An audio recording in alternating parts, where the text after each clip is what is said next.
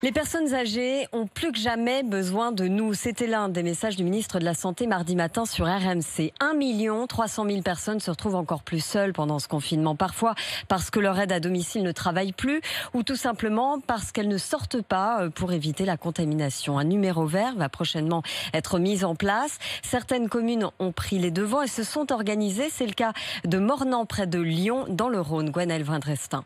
Cette fenêtre blanche qui donne sur son jardin, Hélène en profite dès qu'elle le peut. Heureusement que c'est pas pendant l'hiver où la nuit arrive à 4h30. Car cette habitante de Mornan, âgée de 96 ans, n'est pas sortie de chez elle depuis le début du confinement, 24 jours qui commencent à peser. Ça change avec la vie normale où j'ai les enfants, les petits-enfants, les amis, c'est sûr. C'est pénible.